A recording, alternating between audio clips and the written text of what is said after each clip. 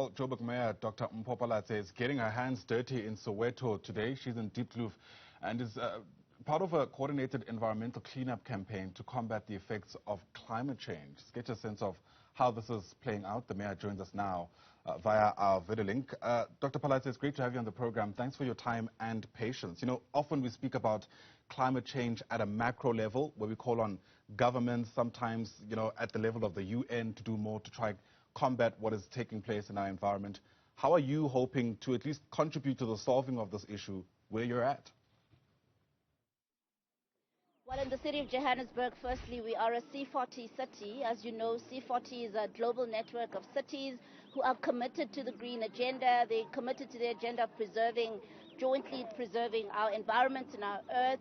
I am one of the 2 Africa Vice Chairs for C40 cities, together with the Governor of Abidjan, Governor Mambe. We are responsible for driving leadership on the African continent towards preservation of our environment. That's number 1. Number 2, in the city of Johannesburg, we've actually revived the Arasabetseng program that was initially launched by the 2016 administration. We've been going from region to region, educating communities and mobilizing communities to join us in cleaning up the city. This is a collective effort. It's not something that the city can do on its own. Residents have a role to play, and while we're in talks with JMPD about introducing a littering fine, that's not how we want to relate to our residents. We want to relate to them through information sharing, through education around climate change and its effects on their lives and their environment. But we also want them to take full responsibility for their environment by mobilizing themselves and facilitating cleanups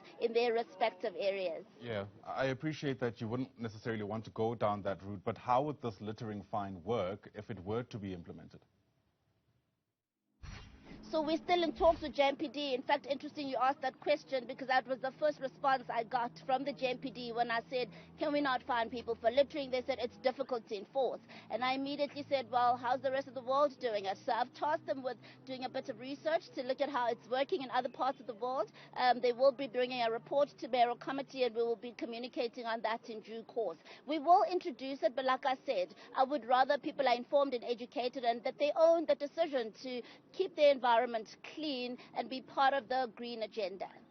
You know, some people, sociologists will tell you that often people respond to situation in a hierarchy of their needs. In other words, if they feel that there are other issues that need more of their attention, they're more likely to focus on that before, you know, focusing on anything else. And I'm only saying this because of your engagement with a different community in Soweto yesterday, where you tried to essentially address some of their issues around electricity and many other related matters. Are you happy with the reception you received there? I mean, do you reckon that frustration has been put to bed? Well, I mean, I think firstly, let me start by saying that everything is so interconnected, and I hear what you're saying about the hierarchy of needs, and that's why education is so important. If you've got issues with electricity and you need an investment, you need to attract investment into your space, one of the things you need to do is consider what is it that a prospective investor would look at if they consider investing in Johannesburg. One of the things they'd look at is cleanliness, the cleanliness of the city. You know, it's very important to our investors, and often when we engage investors, this is one thing they complain about, and I think once our residents understand how interconnected everything is. Investors want to know that the place is safe. They want to know that the place is clean, that it looks decent, and that basic services are taken care of. Our first mayoral priority is getting the basics right, and keeping the city clean is part of that number 1 priority. Now, with regards to my meeting with Soweto residents yesterday, I'll say it went very well. I was very honest with Soweto residents. We don't own Eskom. We don't run Eskom as the city. My role is one of a mediator between the residents and Eskom, and I've played that role well. I've reached out to the minister. I've reached out even to the CEO of Eskom. I've had a bilateral with Eskom Gauteng officials in the Metro Center in Johannesburg. And we've had several engagements, but the ball is now in the court of Eskom to make sure that our residents get the services that they need and to make sure that they repair their relationship with Soweto residents. I did say, though, that I've not received a response from the minister, and that if I don't get a written response with an action plan within 14 working days, I will lead a march with the residents to Eskom, and hopefully then we will get some answers. Yeah, and how do you reckon those engagements with those Eskom officials went. I mean, did you leave those engagements feeling confident that these issues would be solved? So when we engage in bilaterals, Eskom is very forthcoming, very promising to turn the situation in Soweto around. I think what I haven't seen, and that's what I keep reiterating even yesterday with the Gauteng representative that was here, is that we need to see an action plan. We need to see for all the areas that are affected, what are the issues, what is the plan going forward, and by when is that going to be implemented? I believe that's what residents need to see as well, and residents need to know what is their role in making that happen. I did not see that forthcoming. I have requested subsequent to the meeting yesterday that we receive that in writing and that we engage further so that we continue the mediation process and make sure that our residents are served well.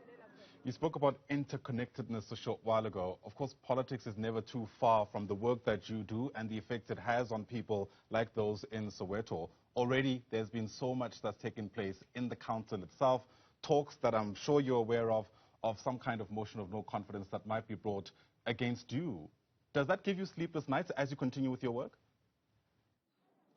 No, I slept very well last night, and I've been sleeping very well. What's interesting is that, so many people are praying, so many people are supportive. I feel like I don't even need to pray because there's so many people praying, and they're sending me messages, and they're saying, we're not going to allow this to happen. We're praying for your government. We believe in you guys, and we know that you're taking the city somewhere. It's really comforting to see. We believe that the coalition is stronger than it's been in a long time. We believe we've been able to identify weaknesses in the coalition. We've been able to deal with rogue elements. Various political parties have already expelled their members, Action SA, UIM, and lastly the IFP, even the FF Plus councillor that was undergoing some kind of disciplinary action has since been expelled. So that's 4 and counting. I believe ACDP has already dealt with one of the 2. The other one apparently is ill, but they will be dealt with soon as well. So as you can see, the coalition is dealing, all the different parties are dealing with the rogue councillors within their ranks, and those will be replaced by people who can be trusted and work with the rest of the coalition to rebuild our city. Yeah. Watching from the outside, though, I'm sure you'll appreciate that some Joburg residents will be concerned at the moment of instability. And I think we certainly can concede that there was a bit of turbulence. Are you worried about that affecting the work that needs to happen? There's definitely been no instability in the administration, and we need to remember that the wing of council that was affected was the legislative wing. So the speaker was removed. The mayor is still in place. All the MMCs are still in place. The acting city manager, together with our senior managers and the rest of the officials in the city, are busy with the rebuild and the repair project of the city of Johannesburg. What's happening in the legislature has not affected our work in the administration, and I want to show residents that we would never allow that to happen. Our allegiance is first to our residents, and whatever turbulence comes as a result of politics, we'll make sure that they're insulated from that. Yeah. There's also been concerns, I beg your pardon, about, how we should deal with this interim moment as we prepare for the election of a new speaker. There's been a back and forth that's unfolded sometimes in the media around who is, legally speaking, meant to, for instance, lead some of the council meetings there. The chair of chairs has, had strong words about that herself. Do you reckon that issue is now sorted and there'll be a way of ensuring that at least even council itself is able to finally sit so that you can get on with the work that needs to be done?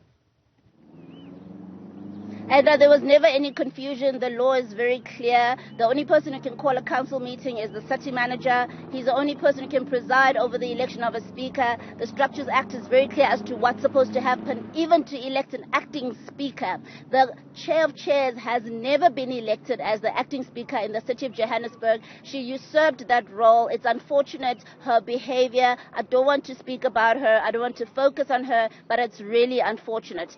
Fortunately for us, the law is clear. This is not a matter of opinion. We know what the law says, and we all stand by the rule of law. In fact, we've seen some of the smaller parties starting to come out. Good released a statement, and it's one of the minority opposition parties, and they've said, we don't agree with what the chair of chairs is doing. We believe in the rule of law. And that for us was quite encouraging to see that coming from the opposition as well. People know the law, and there's nobody that will take the law into their own hands, not on our watch, not on the watch of the opposition and and the rest of the residents in the city of Johannesburg. All right, Dr. Mpho Phalatse, thanks very much indeed for your indulgence. Really do appreciate it. And all the best with your endeavors where you're at in Diepkloof this morning. Dr. Mpho Phalatse, of course, is the mayor of the city of Johannesburg. We'll keep watching that.